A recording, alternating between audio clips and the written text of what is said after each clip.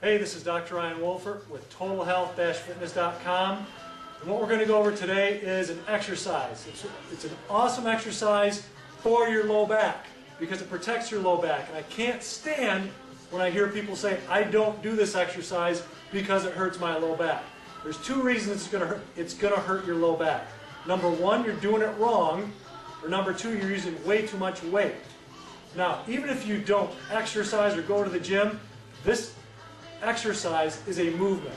It's something that your body needs to learn how to do because you're doing this motion all the time, whether you know it or not. So if you're doing it wrong or you're bending the wrong way, you're going to hurt your back, put your back at risk. So here it is. What it's called a deadlift in exercise circles, or I call it a hip hinge because you're using your hips to bend. You're not using your low back to bend. So if you go to the gym and see people doing a deadlift, it's like this.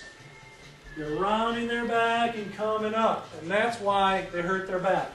It's not that. I'll show you what it is, and that's why I have the broom here. So if you have a broom, this is how you practice this motion. So what you do is you put this behind your back. So it's touching your head and touching your butt bone or your tailbone. And it's obviously going to be touching the mid part of your back. So while keeping it on those 3 points, you're going to bend. Okay? It can't come off of those points. If it does, see, I'm rounding my back, putting my back at risk, and it's going to weaken your health if you keep doing that over and over again, using the wrong form. Because when are you bending? Think about it. Every time you wash your hands, you're bending down. Every time you're washing your face, you're bending down. I have 3 little girls and a wife at home, so every time I pick up and down the toilet seat, I'm bending down. So that's 20, 30, 40, 50 times a day. So if you're going like this every time you wash your face, every time you wash your hands, every time you get something out of the trunk, because guess what? With those activities, you can't do a squat. We've been taught how to do a squat, which actually that's for another video to actually teach you how to do a correct squat.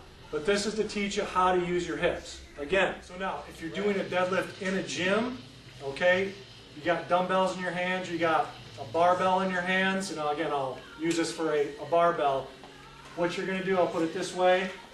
When you go down, again, it's that same motion. You're keeping your body straight, you're basically from your head, shoulders, and hips all in a straight line, sticking your butt back, okay? You're using this behind your back as a training tool.